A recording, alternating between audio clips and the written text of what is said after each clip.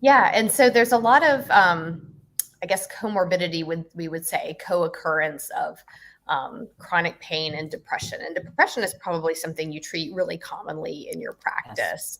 Yes. Sometimes I talk to patients and they might not even know if they're having depression or not. How would a person, I'd be interested in your perspective as a psychiatrist. How would a person start to have an inkling that they might be having depression if they weren't sure? Okay. So pain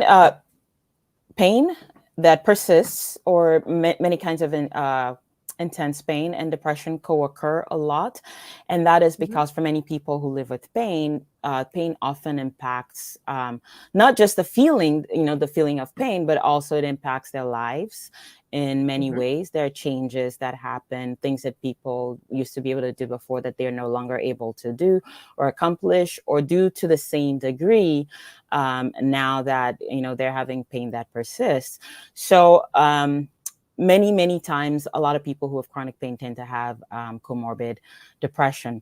What might a person see that will tell them that they're depressed? First of all, there is initial sadness when there is a pain syndrome or something that results in pain that persists. However, Mhm. when a person notices that they are perpetually in a state of sadness, even when they are not in pain, to the point that it starts to affect their functioning, the day-to-day function, their desire to do things, their ability to enjoy things they normally would enjoy. So let's say someone has chronic pain and they normally would enjoy going to the theater. And even on a day when they're not in pain, they just don't feel like going to the theater. They don't feel like spending time with friends. They don't feel like spending time with family, not just because the pain is limiting them in the moment, but because emotionally they're no longer feeling like they can enjoy it. They're not feeling motivated to do it. Maybe they're wanting to hide out.